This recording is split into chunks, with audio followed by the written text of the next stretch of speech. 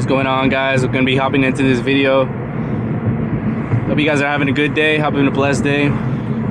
Today I'm gonna be talking about the pros and cons about having a 350Z. I've had this car for about coming up on 2 years, I want to say.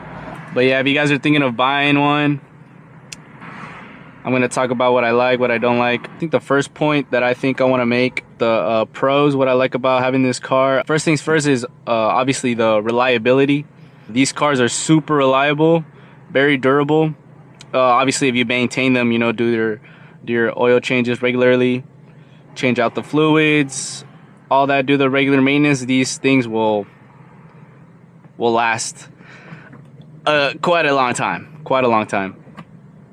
Right now I'm at 135K, and so far no problems. I did have this one problem where I had a coil pack that was leaking oil into the spark plugs, but got it fixed, and other than that haven't had any issues with it. These VQs, man, are super reliable. Obviously if you go on and boost them and do all that, well then I don't know about all that, but for me, no issues with this so far.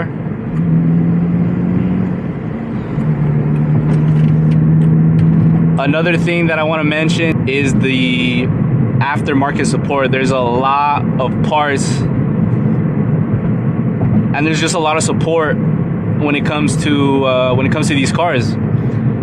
You got a lot of forums. If you need help figuring out something, there's a tick, there's something in the engine that you don't know, bro, you can just search it up, just Google it real quick, you'll find thousands of forums over it. I really enjoy having a car like this that has so much aftermarket support, because there's just so much. Oh, nice. There's just so much support for these cars. There's so much aftermarket support. Another thing that I really enjoy about this car is the performance. For me personally, coming from I used to have an FRS, and then bumping up to this, it's more than the FRS for sure, but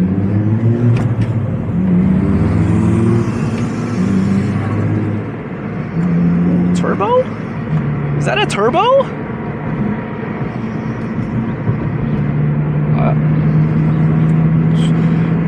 But yeah, performance. It has just enough for me. I don't need to go super fast. At least not right now. It has enough when I go to the mountain. I may not be able to keep up with all the GT3s and all that, but it holds its own. It has more than enough power for me. Handling wise, it's pretty good handling. It does feel, compared to my FRS, it does feel, it's not significantly heavier, but it does feel heavier. You can certainly feel it in the turns. Another thing that I absolutely love about this car is that the styling is just timeless. Like you can't go wrong with 350, a good 350Z, you know. These cars have been out for more than like 20 years and they still look great. They still drive amazing for the most part, except for the clapped out ones you be seeing at the takeovers and whatnot, which I don't condone. Yeah, these things look timeless. I actually had some old head. I was getting gas the other day. He comes up to me talking about, bro, yo, is this a Porsche?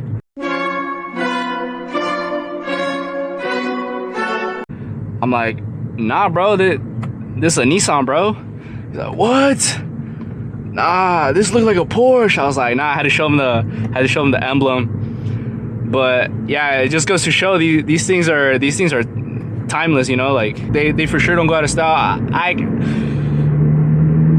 can't really say that about the 370Z, but for me, the 350 just looks more sleek, like less bulky in a sense. So yeah, that's another thing that I absolutely love about the car, is just that it looks timeless.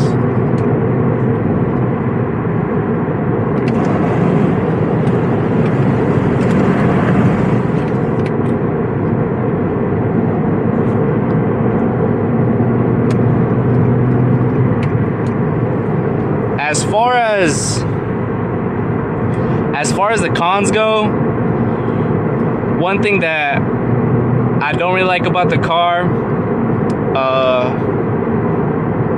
now that we're talking about styling, is the interior. A lot of people, for me personally, I like it, but from what I've seen, a lot of people from a lot of 350Z owners is they say that the interior is very outdated. A lot of cheap plastic, you know, very simple. A lot of, you know, very cheap plastic. Personally, for me, I don't mind it. It feels like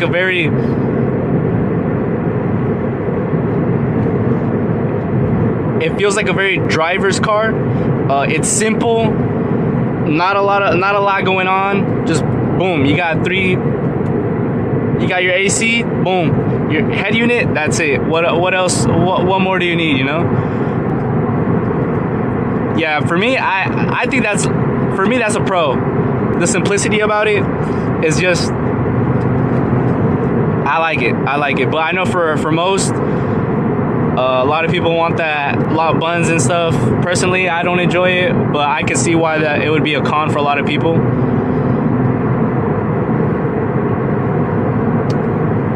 Another con, it does burn. These engines, the DEs are known to burn a lot of oil, and yeah, I have experienced that. I have to keep a quart with me at all times because, you know, you never know. I always have to be checking my oil. Always check it at like 1,900 miles driven, because yeah, these things do love to burn oil. So just one thing to keep in mind if you guys are looking to buy one is just, you are gonna have to be keeping a closer eye than you would on a normal regular car, just because of how much they consume oil. Another thing that is a con for this car would be the fuel economy. It is a V6, so it does like to, you know, eat up a little more gas than you know, than my FRS would have. I have to keep filling it up at least once a week, if not twice a week, if I'm traveling, you know, to practices, to school. Right now I'm in summer break, so I don't have to be traveling out that much, but yeah, these things, they love to eat gas, man. That's another thing to keep in mind. If you guys are looking for a low maintenance car, this wouldn't be the best option, just because you are gonna have to be spending a little more on gas. Also, another thing is insurance for this car is not cheap. It's not cheap. I'm a full-time college student right now, and I only work part-time, and let me tell you, my checks don't last. But yeah, insurance for this car is not cheap. That's another thing to think about when you guys are looking or in the market to buy one of these. Also, another thing that I do want to mention for this car is the comfortability. It's not the most comfortable car.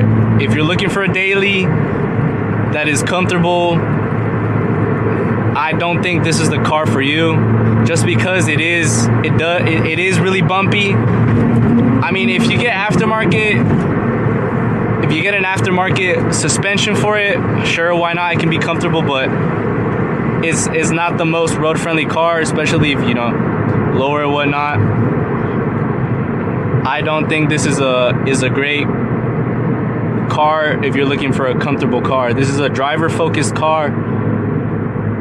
If you like taking it to the mountain, if you guys like tracking it, if you guys are planning on tracking it, this is the car for you. But it's not a comfortable car per se. Personally, I don't mind it. Like me, I know what I signed up for, so I don't really mind the bumps and whatnot. But yeah, I don't think if you guys are looking for a comfortable car, this is definitely not it. Another con for this car would be practicality. This car is not the most practical. As you can see, no back seats, only one passenger seat. So yeah, if you guys are planning on getting it and thinking you guys are gonna be able to ride with your homeboys, nope.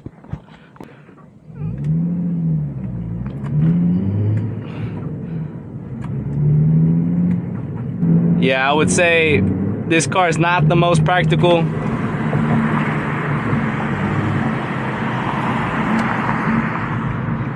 No camera cut. Sorry. Oh, brother, this guy stinks! But yeah, practicality would be another con for this car. Not the best when it comes to... Whoa! Oh! What is that? Is that like a Chrysler? I haven't seen those in a minute.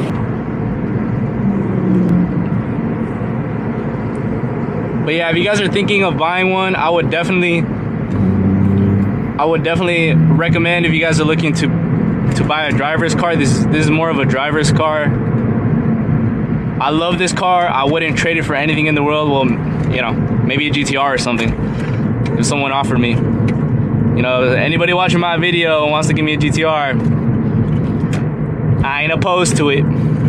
But yeah, I think I wouldn't trade this car for anything. What I do want to say is, if you guys are looking into getting a 350Z, please do your research on the car that you're looking at. If you're gonna go and look at it, go with someone who knows about VQs. I personally I consider myself really lucky, because the previous owner that I got this from took really good care of it, so I didn't have a lot to worry about. But I have heard stories of buddies with 350Zs that, you know, they checked out a few things, didn't really give a thorough inspection on it, and a day later, 2 days later, it ends up blowing up on them. So I would suggest, please, if you guys can, take someone who knows about these engines. Take a mechanic if you have to pay someone, but really do your research on it, and make sure it isn't salvage. I learned my lesson with my FRS about salvage cars. Yeah, just try to avoid salvage at all costs. Oh my God. Even if they say it's been professionally built, professionally repaired, I wouldn't trust that. Just personally, be careful when looking into buying a car like that. But other than that, I think this is gonna wrap up the video. If you guys watched till the end, thank you guys for your support. Make sure to hit that like button, subscribe. Let me know what other video you guys want to see. But thank you for sticking till the end. Peace.